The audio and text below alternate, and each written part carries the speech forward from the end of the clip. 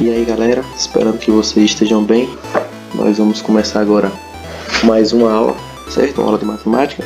Nosso assunto vai ser posições de retas, certo?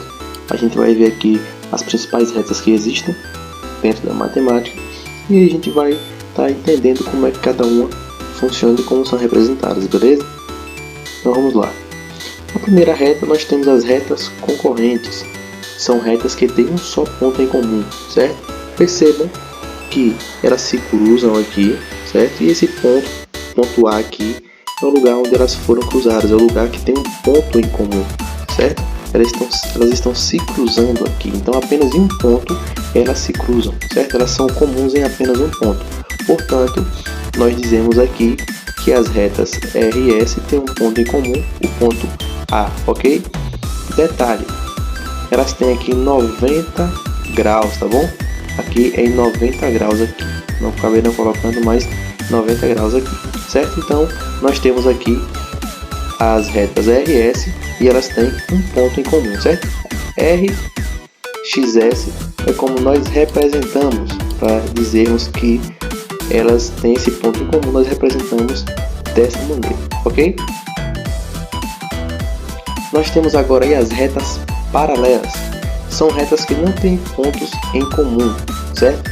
Elas estão no mesmo plano, porém elas não têm pontos em comum. Percebam que elas são em planos, ok? São planos, apesar de estarem em lugares diferentes, mas estão em planos, tanto do lado direito quanto do lado esquerdo, tanto R quanto S, certo? Estão em planos, porém elas não têm nenhum ponto em comum, elas não se cruzam em nenhum momento, certo? Percebam que uma na direita e outra na esquerda, e elas não se cruzam, elas não têm pontos em comum. Então essas são as retas paralelas. Elas estão em planos, porém elas não se cruzam, não têm pontos em comum, beleza?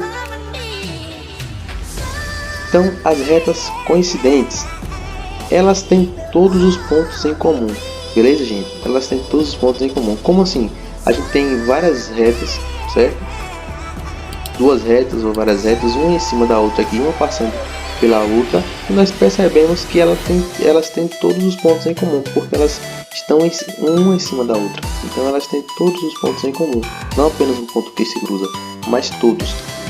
Lembrando, gente, que aqui é só uma representação, certo, da reta, gente, porque a gente sabe que a reta ela é infinita, mas aqui é só uma representação da reta. Então percebam que ela é em cima da outra o tempo todo. Não dá nem para perceber que tem duas aqui, certo? Se você olhar bem, perceber que tem duas.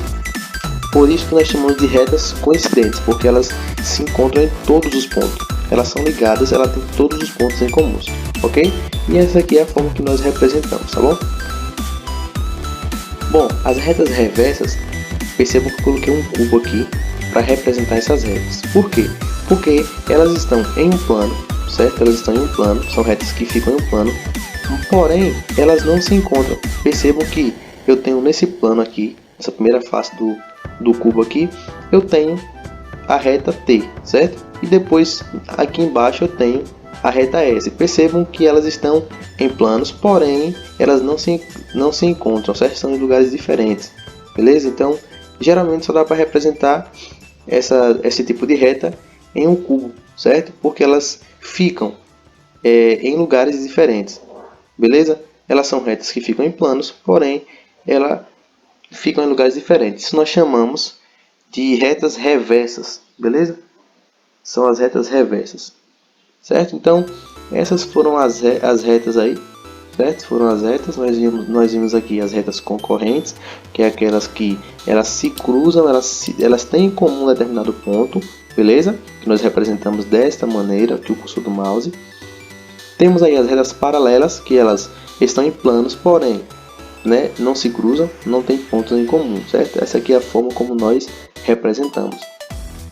Temos aqui as retas coincidentes, que são aquelas retas que têm todos os pontos em comuns, né? É uma reta em cima da outra. Percebam que elas são todos os pontos em comuns, porque tem uma em cima da outra, então todos os pontos elas se coincidem em todos os pontos.